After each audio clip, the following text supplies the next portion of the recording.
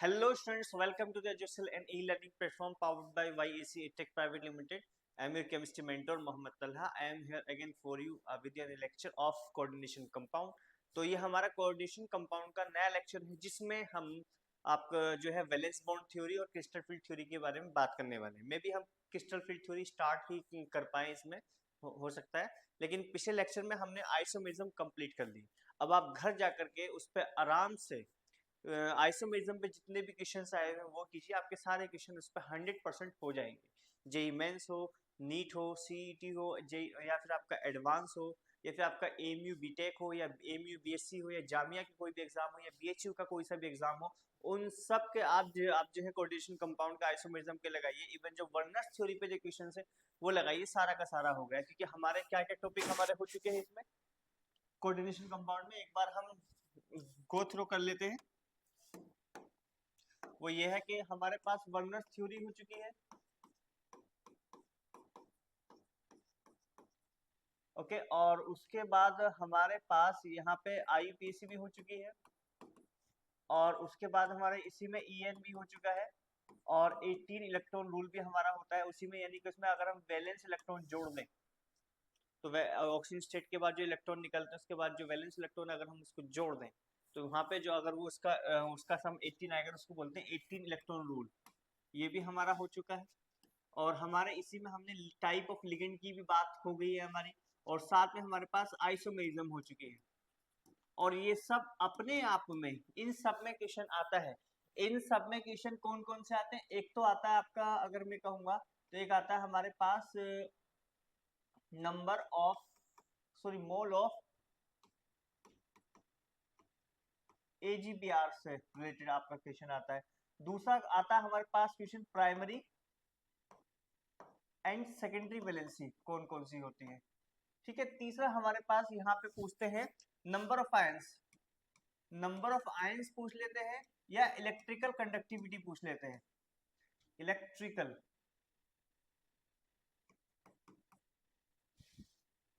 Electrical show हो रहा है ना, हाँ, इलेक्ट्रिकल कंडक्टिविटी।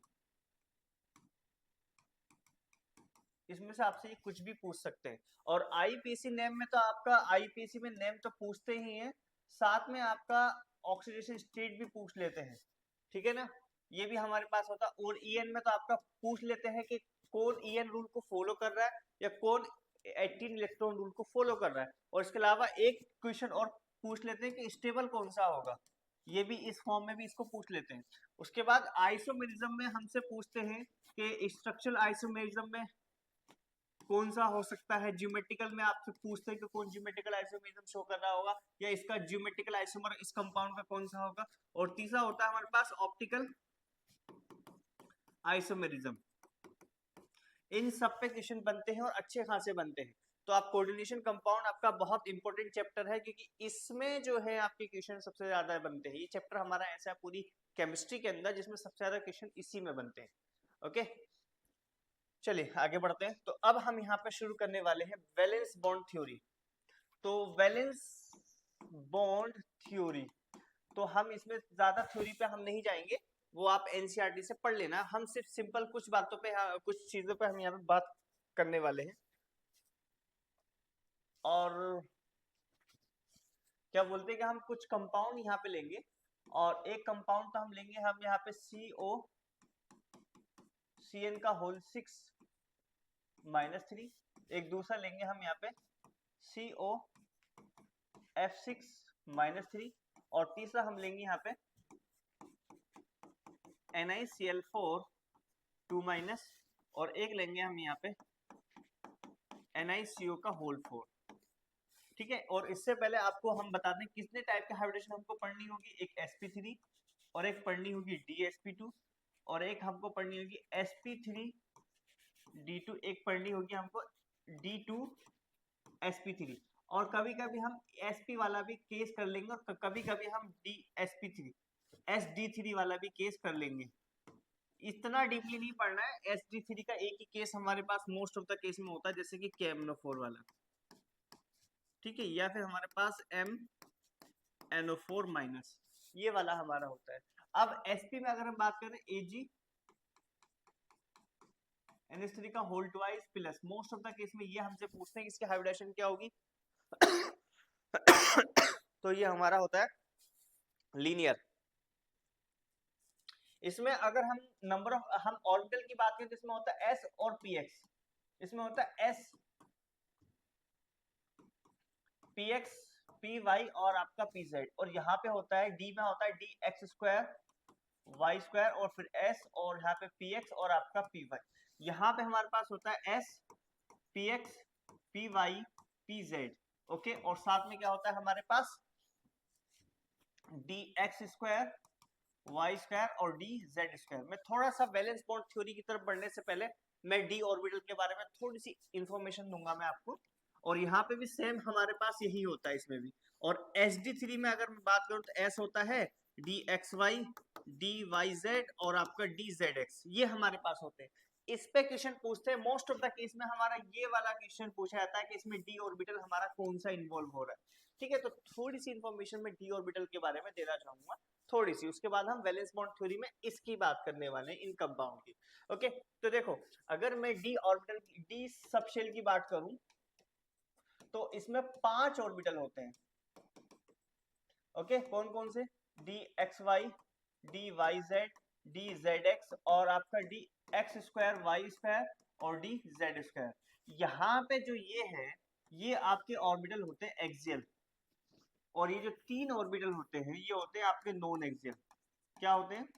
Non axial. ये मैं इसलिए बता रहा हूँ कि जब मैं क्रिस्टल फील्ड थ्योरी पढ़ाऊंगा तो वहां पे जब स्प्लिटिंग होगी तो स्प्लिटिंग का जो मेन रीजन होगा वो यही ऑर्बिटल होंगे, जिसकी वजह से हमको एक हाई हाई एनर्जी ऑर्बिटल मिलते हैं और एक लो एनर्जी ऑर्बिटल मिलते हैं, वो भी इसी की वजह से मिलते हैं। कैसे मिलते हैं वो भी हम लेंगे, ठीक है ना। तो ये वाले होते हैं नॉन एक्सियल। नॉन एक्सियल होते हैं जो हमारे पास एक्सिस पे ना रख करके एक्सिस के बीच में रखे होते हैं।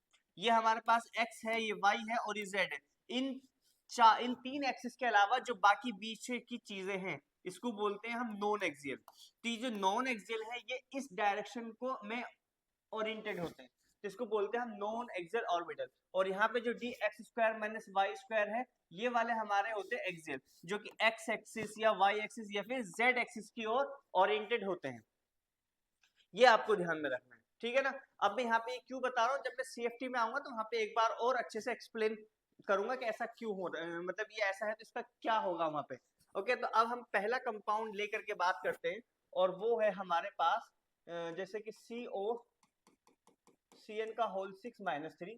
तो पहले देखो अगर आप हाइब्रिडाइजेशन निकाल रहे हैं तो मैं यहीं से CFT से मैं यहाँ पे जो है CFT का भी थोड़ा जो हम निकालते हैं उसमें भी हाइब्रिडाइजेशन वो भी ऐसे ही निकालते हैं।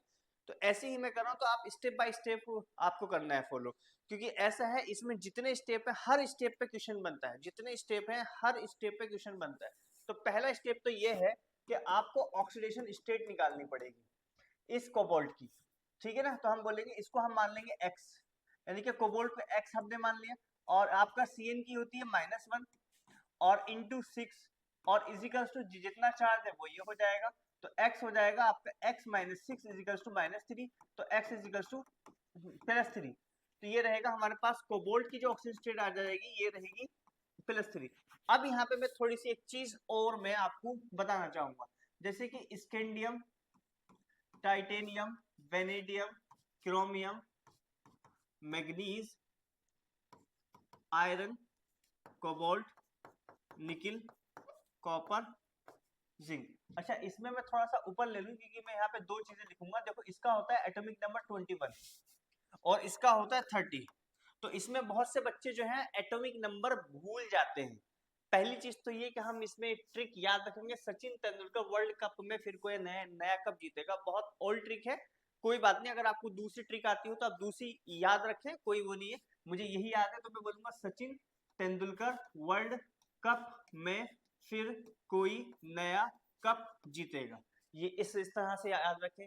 स्कैंडियम का आपको एटॉमिक नंबर याद रखना है 21 और इसका याद रखना 30। उसके बाद आप गिनती कर दें 22, 23, 24, 25, 26, 27, 28, 29 और ये 30, ये इस तरह से।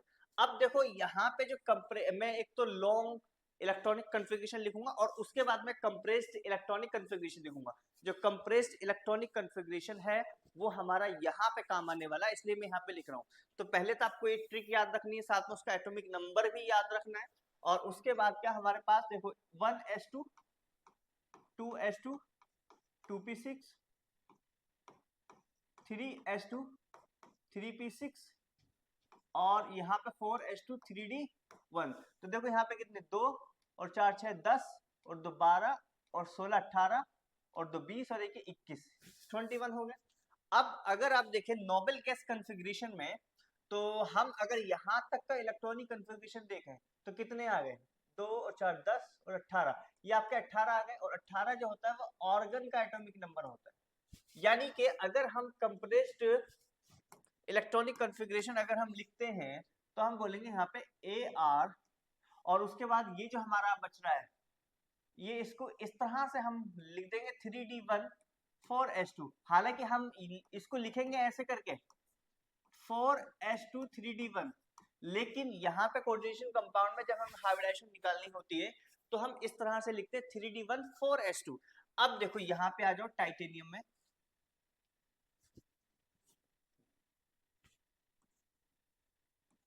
यहाँ पे आ जाओ टाइटेनियम में।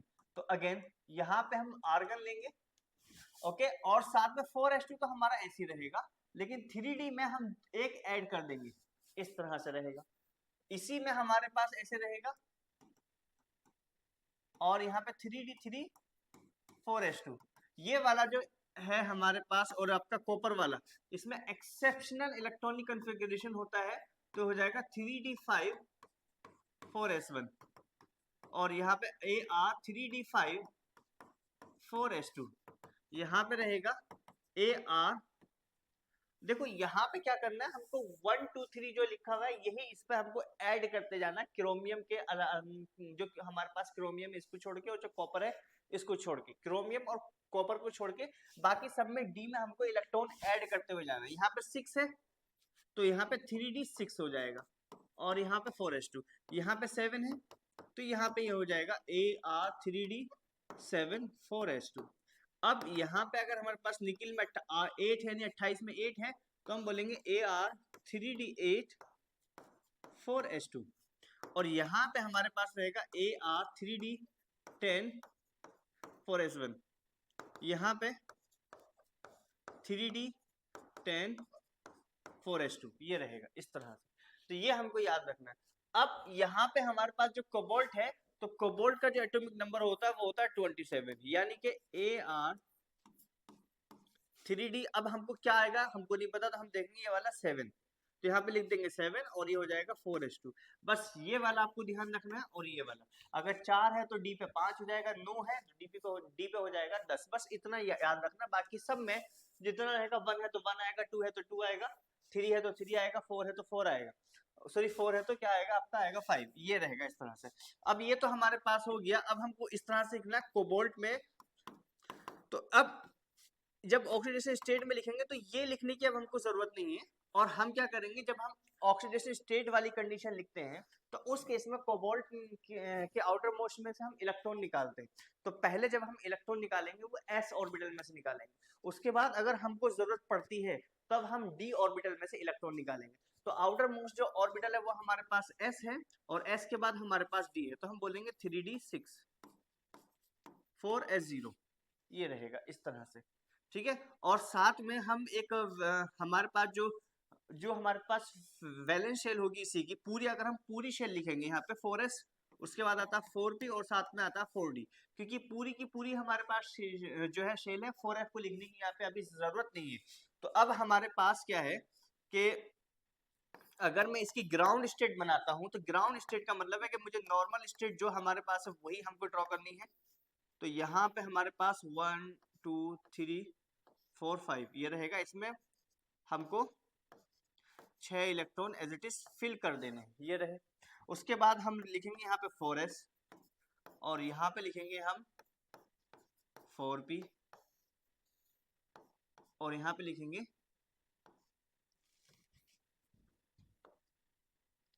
4d 1 2 3 4 5 ये रहेगा 4।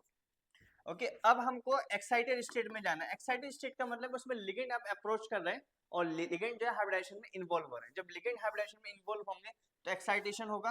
तो एक्साइटेशन में क्या होता है कि ये क्या होता है कि इस वाले केस में कि देखा गया है, सिर्फ अभी इसका रीजन हमको नहीं पता यहाँ पे, यानी कि अगर हम वैलेंस बॉन्ड थ्योरी की बात करें तो हम यहाँ पे एक्सप्लेन नहीं करने वाले कि भाई कि लो फील्ड है यानी कि स्ट्रॉन्ग फील्ड लिगेंड है या फिर आपका वीक फील्ड लिगेंड है। हम यहाँ पे कुछ भी एक्सप्लेन नहीं करने वाले, क्योंकि वैलेंस बॉन्ड थ्योरी में इन सब चीजों का इन सब क्वेश्चंस का आंसर हमको मिल नहीं पाया था। तो हम यहाँ पे सीधा देखेंगे कि हम ये चीज देखी गई कि 1 2 3 4 और ये 5 दे 1 2 3 4 5 ये एक एक्स्ट्रा बन गया।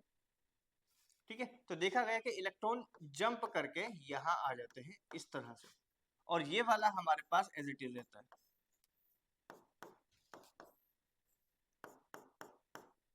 तो यहाँ पे हमारे पास 3D 4S 4P और यहाँ पे 4D।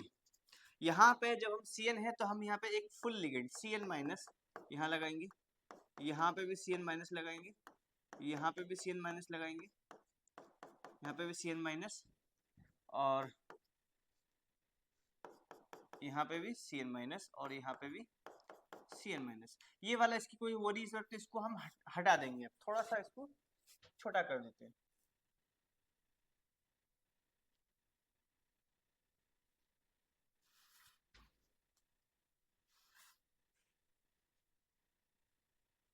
ठीक है, अब यहाँ पे हाइब्रिडेशन अगर हम देखेंगे तो कौन कौन से ऑर्बिटल हमारे इन्वॉल्व हो रहे हैं, दो ये वाले, तो बोलेंगे D2 और इसका S और इसका P इसके 3 P हो रहा है। तो ये हाइब्रिडेशन होगी हमारे पास, इसकी ज्योमेट्री होगी ऑक्टाहेड्रल। ऑक्टाहेड्रल मतलब इस तरह से CO, यहाँ पे रहेगा Cn, यहाँ पे रहेगा Cn, यहाँ पे भी हमको C से ही ये बॉन्डिंग करनी पड़ेगी कि एम्बाइडेंट लिगेंड है, तो मतलब चेंज हो जाता है अगर आप N से दिखा देंगे तो। यहाँ पे हमारे पास ये रहेगा इस तरह से, यहाँ पे भी Cn, यहाँ पे भी Cn और यहाँ पे 3 माइनस चार्ज हम यहाँ पे दिखा देंगे इस तरह से। तो ये हमारे पास हो गया। ओके, यहाँ पे इस चीज का एक्सप्लेनेशन नहीं हो पाया था कि भाई ये इसमें इनर इलेक्ट्रॉन पेयरिंग कैसे कर लेते हैं, यहाँ पे ये नहीं हो पाया था, सिर्फ यहाँ पे हाइब्रिडेशन हमने यहाँ पे दिखा दी। एक और लेते हैं अब दूसरा, वो हमारे पास होगा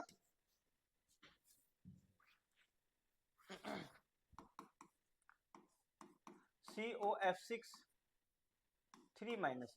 तो अगेन इसकी ऑक्सीडेशन स्टेट हमको निकालनी होगी, सेम स्टेप जो उसमें फॉलो किए वही इसके अंदर होंगे। तो कोबाल्ट को हम मान लेंगे x plus 6 into minus 1 equals to minus 3, तो x minus 6 equals to minus 3, x equals to plus 3। Okay, यहाँ पे ये होगा। अब यहाँ पे हम क्या लेंगे, यहाँ पे अगेन कोबाल्ट का एटॉमिक नंबर लिखेंगे, ये 27 होता है, इलेक्ट्रॉनिक कॉन्फ़िगरेशन लिखेंगे AR3D7 4s2 ये रहेगा। तो यहाँ पे कोबाल्ट 3 प्लस में 3D6 4s0 4p0 और आपका 4d0, ये हमारे पास रहेगा। जीरो में इसलिए दिखा रहा हूँ कि इसमें कोई भी इलेक्ट्रॉन नहीं है, चाहो आप जीरो मत दिखाओ, एक ही मतलब है, लेकिन मैंने यहाँ पे दिखा दिया, कोई बात नहीं। अगर मैं इसकी ग्राउंड स्टेट ड्रॉ करता हूँ तो हमारे पास ये रहेगी, ये D वाला रहेगा 1 2 3 4 और ये हमारे पास S वाला रहेगा और ये हमारे पास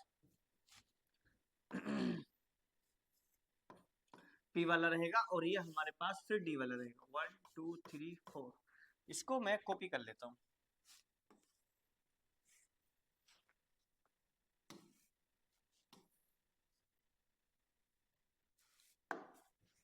यहाँ पे एक्साइटेड स्टेट हमारे पास ये आएगी। तो ये रहेगा 3D6 4s 4p और यहाँ पे 4d। इसमें electron as it is fill होंगे।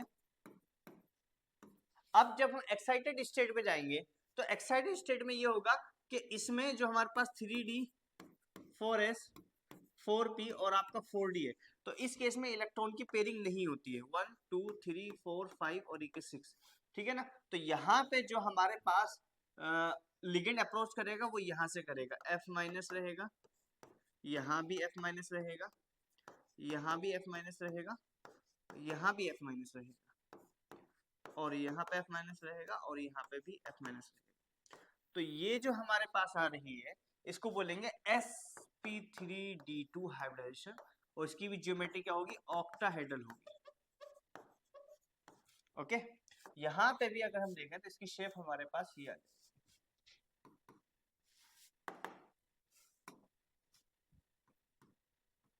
CO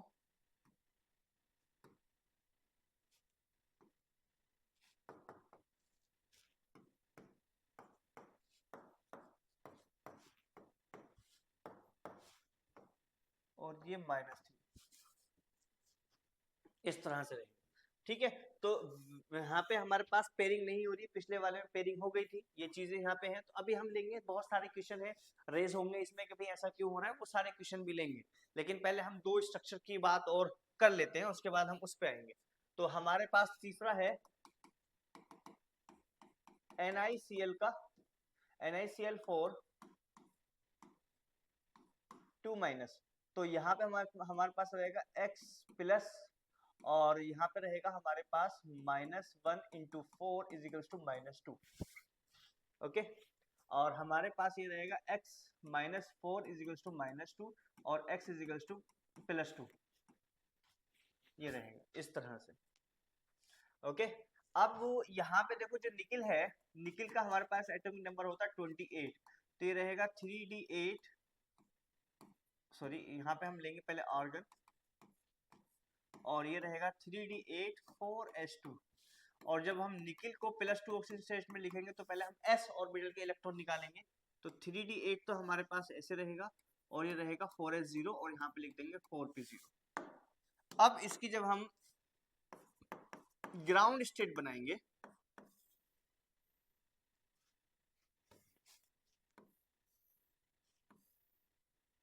ये 1 2 3 4, और यहाँ पे s के लिए, और यहाँ पे फिर p के लिए, क्योंकि p में हमारे 3 ऑर्बिटल होते हैं। तो यहाँ पे रहेगा हमारे पास 3d, यहाँ पे रहेगा 4s, और यहाँ पे रहेगा 4p, इस तरह से। ठीक है, तो इसमें अगर हम पहले इसको कॉपी कर लेते हैं,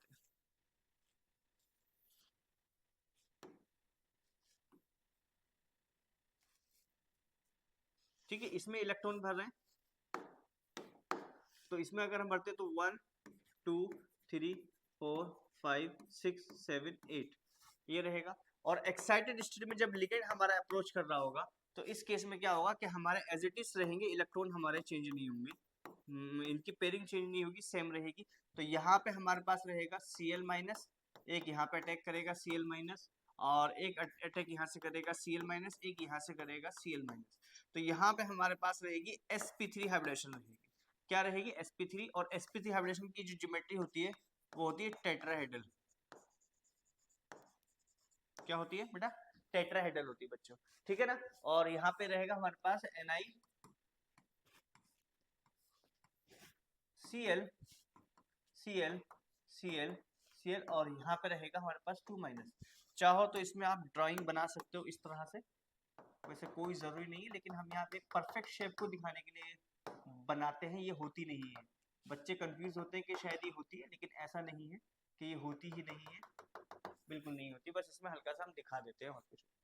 ओके, चलिए एक और रह गया लास्ट, उसके बाद हम इस पे जो क्वेश्चन रेज हुए हैं जिसकी वजह से थ्योरी हमारी फेल हो गई थी, एक्सप्लेन नहीं कर पाई थी उन चीजों को, उन क्वेश्चन को हम देखते हैं कौन कौन से।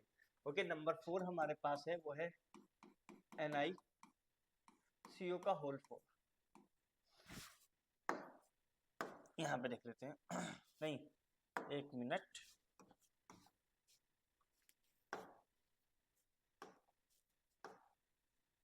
NiCO का होल 4 नहीं, NiCN का होल 4 2- ले लेते हैं यहाँ पे, NiCN का होल 4 2-।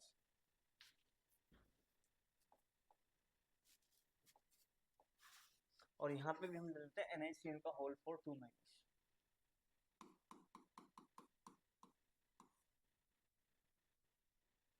2-, ये रहेगा। तो अगेन ऑक्सीडेशन स्टेट अगर हम इसकी निकालेंगे, x प्लस -1 × 4 = -2, तो x = +2, ये रहेगा। यानी कि निकिल की जो ऑक्सीजन स्टेट कितनी आ गई +2। तो निकिल का एटॉमिक नंबर हमारे पास कितना है 28, तो हो जाएगा Ar3D8 4s2। तो निकिल में हमारे पास रहेगा Ar, यहाँ पे रहेगा 3D8 4s0 और 4p0। ओके, अब ग्राउंड स्टेट लिखेंगे इसके, और इसमें हम 1 2 3 4 और ये यहाँ पर रहेगा 1 2 3। ठीक है, चलो इतने ही काफी है। इस तरह से कॉपी कर लेते हैं इसको।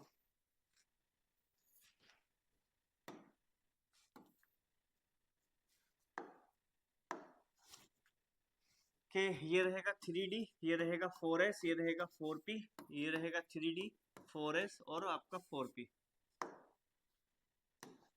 तो यहाँ पे इलेक्ट्रॉन 1 2 3 4 5 6 7 8 ये रहेगा। यहाँ पे क्या होगा, जब एक्साइटेड स्टेट में जाएंगे तो यहाँ पे इलेक्ट्रॉन पेयरिंग होना स्टार्ट हो जाएंगे।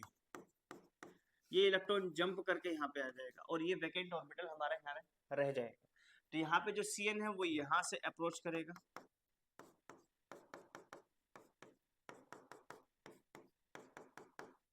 तो ये क्या रहा हमारे पास, एक D और एक S और 2 P, DsP2।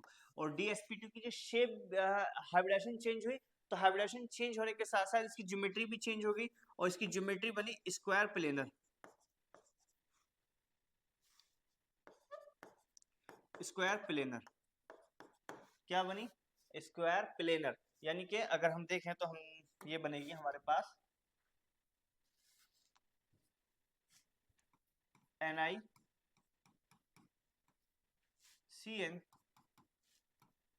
Cn और यहाँ पे Cn, यहाँ पे भी हमारे पास Cn और यहाँ पे +2 ये रहेगा इस तरह से। ओके, तो ये हमारे पास है स्क्वायर प्लेनर। तो देखो अब यहाँ पे ये जो वैलेंस थ्योरी फेल हो गई। अब फेल क्यों हो गई, मैं यहीं पर इसका जिक्र किए देता हूँ।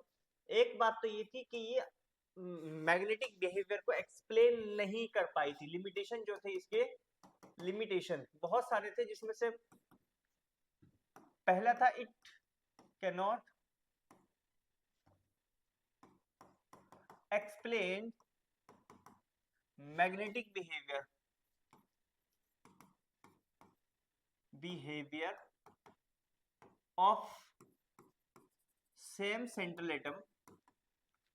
एटम या फिर आयन विद डिफरेंट लिगेंड। एक तो ये चीज थी, क्या हमारे पास सेंट्रल एटम तो सेम है और ऑक्सीडेशन स्टेट भी उसकी सेम है। यानी कि यहाँ पे हम लिख सकते हैं same central atom in same oxidation state with different ligand. जैसे कि आप देख सकते हैं यहाँ पे, जैसे कि हमारे पास NiCN का होल 6 है, तो यहाँ पे ये वाला जो कंपाउंड है जिसमें कोई इसमें सारे के सारे, ये थोड़ा सा छोटा हो गया, खैर कोई नहीं। तो हमारे पास इसमें ये भी 2 इलेक्ट्रॉन है, यहाँ पे भी, तो इसमें कोई अनपेड इलेक्ट्रॉन नहीं है। अनपेड इलेक्ट्रॉन नहीं होने की वजह से ये वाला कंपाउंड हो गया हमारे पास डायामैग्नेटिक। ओके, ये हो गया हमारे पास डायामैग्नेटिक। लेकिन सेम हमारे पास सेंट्रल एटम जो हमारे पास कोबाल्ट है और ऑक्सीजन स्टेट कितनी है +3 है, तो सेम ऑक्सीडेशन स्टेट है, सेम नंबर ऑफ इलेक्ट्रॉन इसके पास है। लेकिन लिगेंड अगर हम चेंज किए दे रहे हैं यहाँ पे, तो ये वाला कंपाउंड बन रहा है पैरामैग्नेटिक। क्या बन रहा है, पैरामैग्नेटिक। एक ये चीज मैं एक्सप्लेन नहीं कर पाया था, सेम इसी में है कि ये वाला कंपाउंड हमारा था पैरामैग्नेटिक, क्योंकि यहाँ पे अनपेड इलेक्ट्रॉन है। लेकिन अगर हमने लिगेंड चेंज कर दिया तो ये बन गया हमारे पास डायामैग्नेटिक। ओके, एक तो चीज ये। फिर दूसरी चीज ये है कि ये कलर स्पेक्ट्रा को एक्सप्लेन नहीं कर पाया था।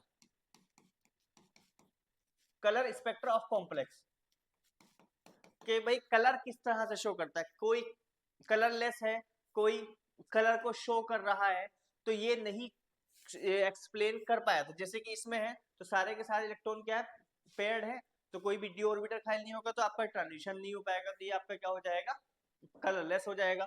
जबकि अगर हम इसमें बात करें तो इसमें आपका जो है ये वाला अनपेड इलेक्ट्रॉन है, तो एक इलेक्ट्रॉन यहाँ से जंप करके यहाँ भी आ सकता है और यहाँ भी आ सकता है। तो इस इलेक्ट्रॉनिक ट्रांजिशन की वजह से कलर स्पेक्ट्रा शो होता है, जिसको ये एक्सप्लेन नहीं कर पाया था। एक तो चीज ये, तीसरी चीज ये है कि ये एक्सप्लेन नहीं कर पाया था, ये थ्योरी एक्सप्लेन नहीं कर पाई थी कि ऑर्बिटल में ये हाइब्रिडेशन किस तरह से बन रही है। कि आपकी एक तो dsp2 बन रही है और आपका एक sp3 बन रही है, ऐसे हमारे पास sp3d2 भी बन रही है और साथ में हमारे पास d2sp3 भी बन रही है। यानी कि इसमें जो ऑर्बिटल इन्वॉल्व हो रहे हैं हाइब्रिडेशन में वो अलग अलग टाइप के हो रहे हैं, तो इसको वो एक्सप्लेन नहीं कर पाया था। ओके, और भी बहुत सारी थी, लेकिन ये तीन हमारे पास इंपॉर्टेंट थे जो मैंने यहाँ पे बता दिए। ये तीन चार चीजें थी जिसको ये एक्सप्लेन नहीं कर पाया था। ओके चलिए आगे बढ़ते। अब यहाँ पे इस लिमिटेशंस को दूर करने के लिए जो हमारे पास थ्योरी आई थी वो थी क्रिस्टल फील्ड थ्योरी। ठीक है, क्योंकि इसमें क्या था कि जो हमारे पास वैलेंस बॉन्ड थ्योरी है, वैलेंस बॉन्ड थ्योरी के अंदर ये था कि जो हमने लिगेंड और मेटल का जो कोऑर्डिनेट जो बॉन्डिंग मानी थी वो हमारे पास प्योर कोऑर्डिनेट थी, यानी कि कोऑर्डिनेट बॉन्ड था, यानी कि कोवेलेंट बॉन्ड था। ऐसे मान लो कि प्योर कोवेलेंट माना था। लेकिन जब हमारे पास क्रिस्टल फील्ड थ्योरी आई इसको ठीक करने के लिए, ओके, तो उसने कहा कि हमारे पास जो एनायनिक लिगेंड है बिहेव एज पॉइंट चार्ज, उन्होंने इसको पॉइंट चार्ज माना। क्या माना, पॉइंट चार्ज माना। जैसे कि हमारे पास Cl माइनस है और आपका Cn माइनस है और आपका जैसे कि F माइनस है, तो ये जितने भी एनायनिक लिगेंड है इन्होंने इनको पॉइंट चार्ज कहा। पॉइंट चार्ज यहाँ ये चीज वैलेंस बॉन्ड थ्योरी नहीं मानी थी इस वजह से। दूसरी चीज हमारे पास इसी में था कि जो एनायनिक जो हमारे पास न्यूट्रल लिगेंड है, neutral ligand behave as dipole. Dipole क्या बोलते हैं, डाइपोल, यानी कि जितने भी न्यूट्रल लिगेंड है वो डाइपोल की तरह बिहेव करते हैं। जैसे कि NH और आपका ऐसी अमोनिया है।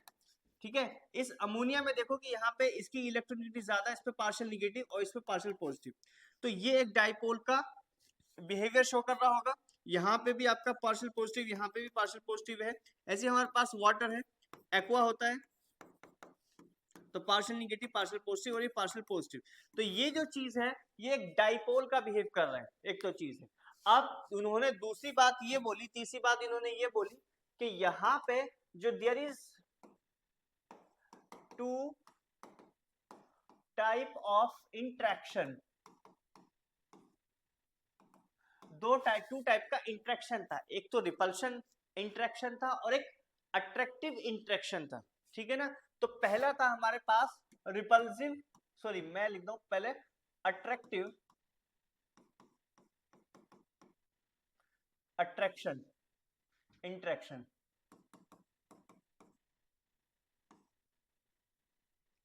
नहीं, इसको ना एक काम करते हैं ठीक से,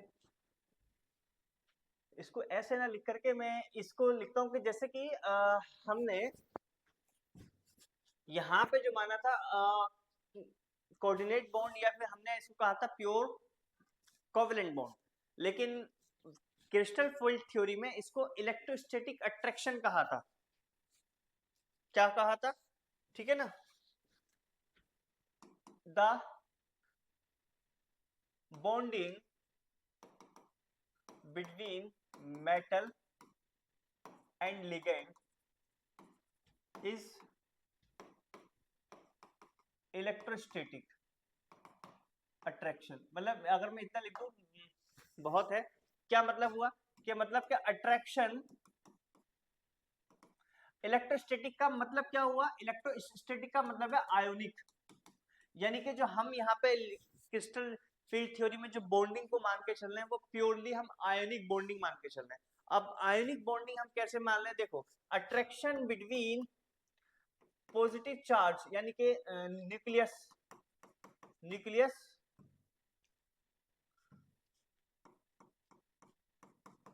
nucleus of central atom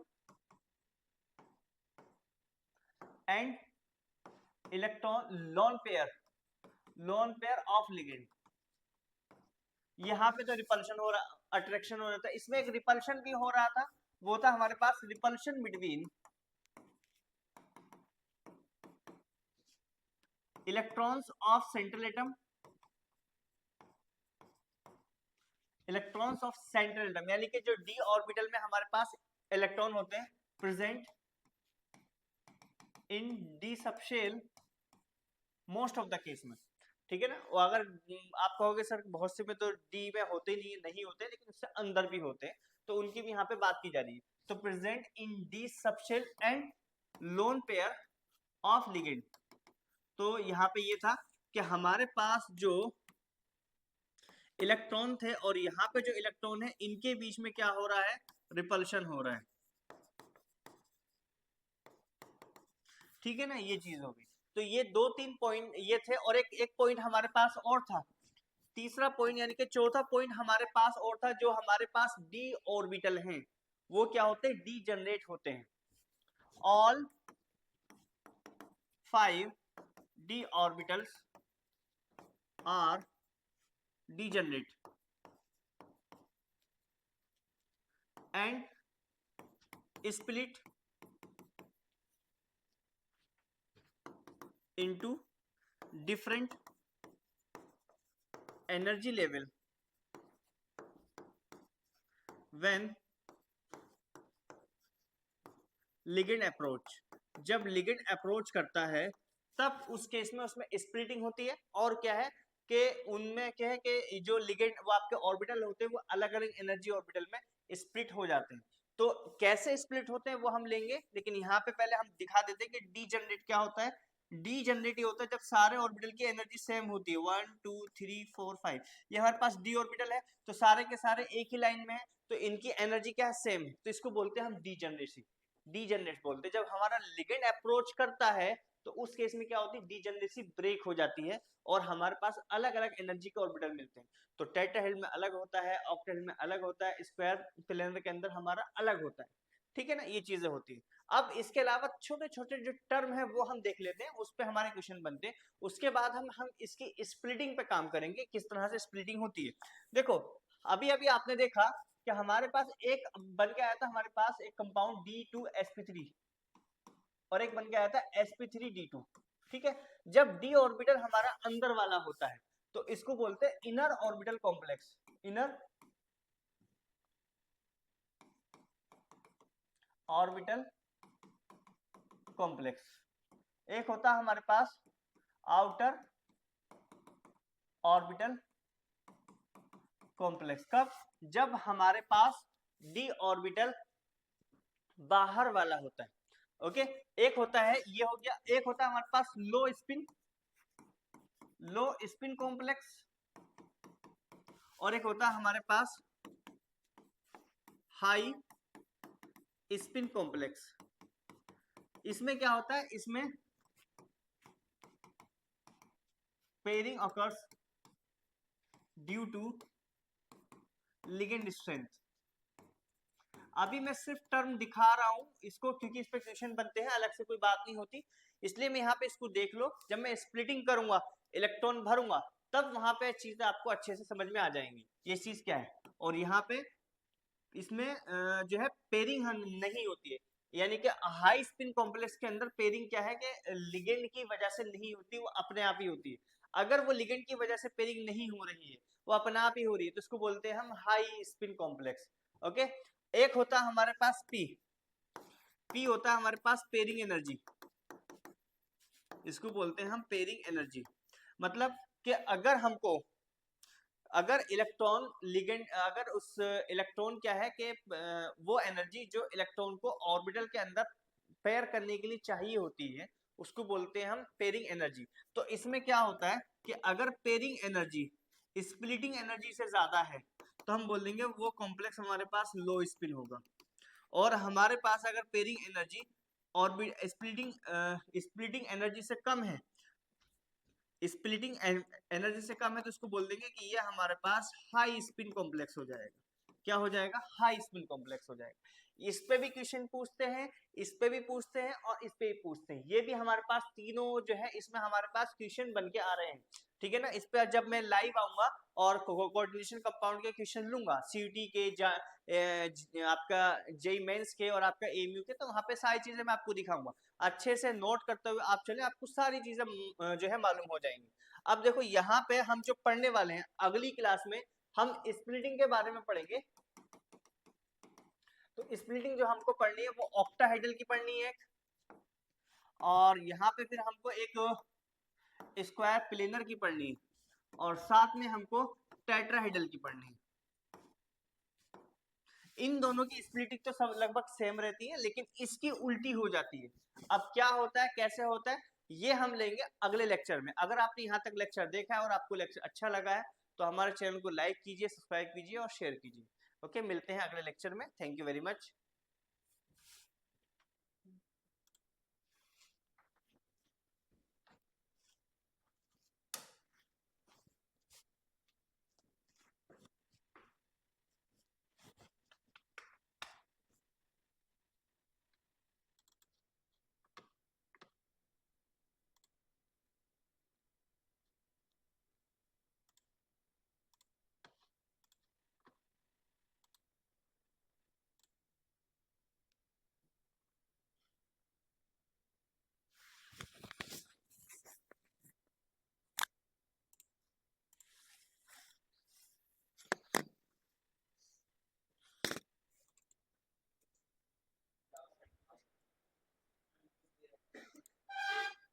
cellulose होता है, नहीं इंटू टू नहीं होता है, ऑक्सीजन मॉलिक्यूल और हाइड्रोजन मॉलिक्यूल कम होते हैं। कि रिपल्शन है कि अट्रैक्शन है?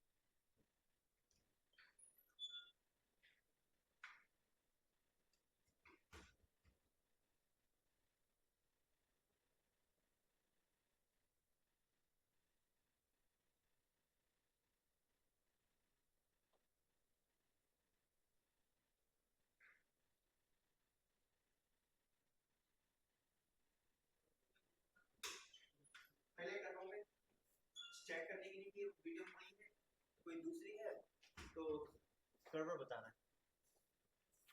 सेव भी करिए सर, नहीं हाँ सेव भी करिए।